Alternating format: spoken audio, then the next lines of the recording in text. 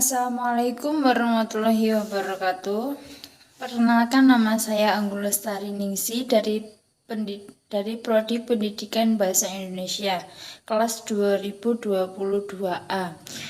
Baik, di sini saya akan memaparkan materi tentang kalimat efektif. Baik, pada materi pertama saya akan menjelaskan tentang kalimat efektif. Kalimat efektif adalah kalimat yang disusun berdasarkan kaidah-kaidah yang berlaku. Kalimat efektif harus memperhatikan setiap ejaan, perhatikan juga diksi atau pemilihan kata dengan tepat dan unsur penting yang harus dimiliki setiap kalimat seperti subjek dan predikat. Tujuan kalimat efektif itu agar isi atau maksud yang disampaikan oleh si pembicara atau penulis tergambar jelas dan lengkap.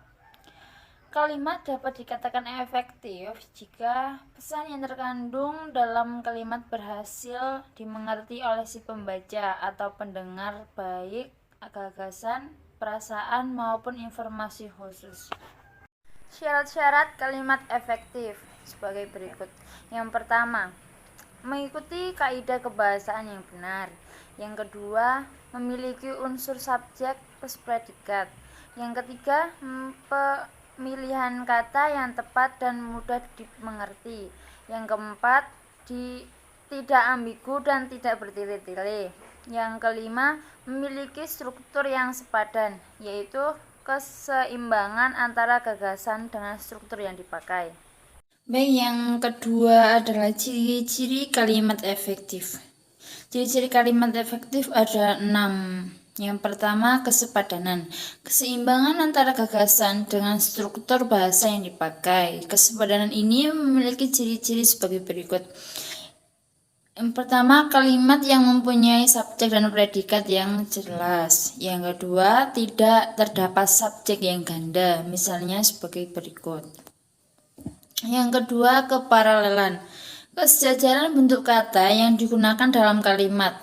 Artinya, kalau bentuk pertama menggunakan ungkapan nominal, sedangkan bentuk kedua dan seterusnya menggunakan bentuk nominal.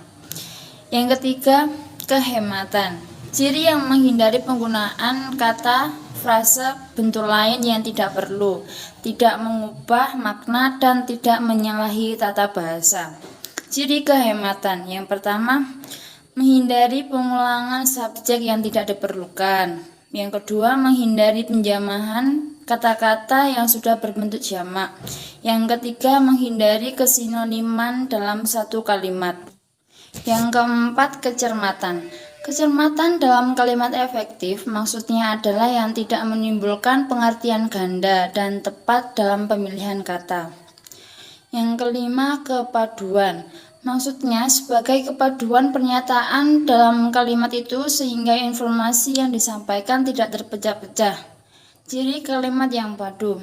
Yang pertama, kalimat yang tidak bertele-tele.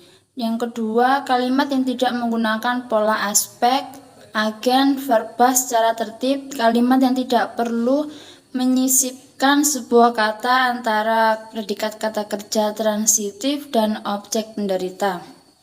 Yang keenam, kelogisan. Kelogisan adalah ide yang ada kalimat itu dapat diterima oleh akal dan sesuai dengan ejaan yang berlaku.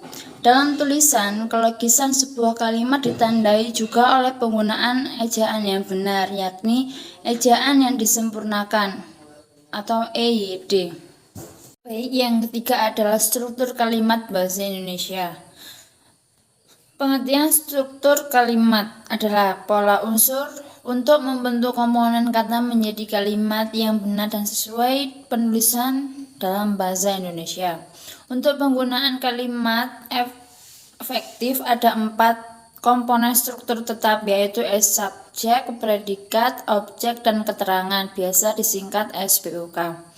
Contoh kalimat yang benar. Ada banyak jenis teks dalam bahasa Indonesia atau macam-macam paragraf untuk membuat narasi yang baik. Namun, paragraf yang baik harus terdiri dari struktur yang benar pada setiap kalimat demi kalimat di dalamnya. Misal, Nina menulis buku harian di kamar.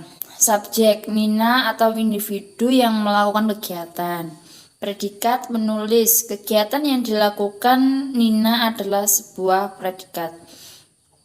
Subjek, buku harian. Jabatan, kata atau kegiatan yang sedang dilakukan oleh Nina. Keterangan, kamar, merupakan tempat kejadian atau keterangan tempat. Yang keempat, kesalahan penggunaan kalimat efektif. Yang pertama, kesalahan dalam kelugasan. Kelugasan dalam kalimat efektif mensyaratkan bahwa informasi yang disampaikan dalam kalimat harus sederhana, tidak terbelit-belit dan pokok-pokoknya saja. Yang kedua, kesalahan dalam ketepatan. Ketepatan dalam kalimat efektif mensyaratkan bahwa informasi yang disampaikan dalam kalimat harus tepat sasaran sehingga membutuhkan ketelitian. Yang ketiga, kesalahan dalam sejajar. Kesejajaran dalam kalimat efektif ini terletak pada penggunaan imbuhan, sedangkan dalam struktur kesejajaran terletak pada klausa yang menjadi pengisi dalam kalimat majemuk setara. Baik, yang terakhir adalah kesimpulan. Kalimat efektif sendiri merupakan kalimat yang dapat mengungkapkan gagasannya, dapat dipahami secara tepat oleh pendengar atau pembaca. Yang kedua, kalimat efektif memiliki ciri-ciri berupa kesepadanan, keparalelan, kehematan, kecermatan, dan kepaduan dan kologisan.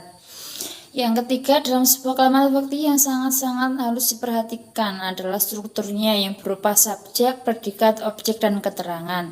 Yang keempat, kalimat efektif itu juga harus diperhatikan dari segi kelugasan, ketepatan, dan keefektifannya karena kesalahan-kesalahan dalam kalimat efektif biasanya terjadi karena kalimat yang bertele-tele. Baik, terima kasih teman-temanku yang sudah melihat video saya tentang materi yang saya sampaikan. Dan saya mohon izin untuk mengundurkan diri dari presentasi ini. Wassalamualaikum warahmatullahi wabarakatuh.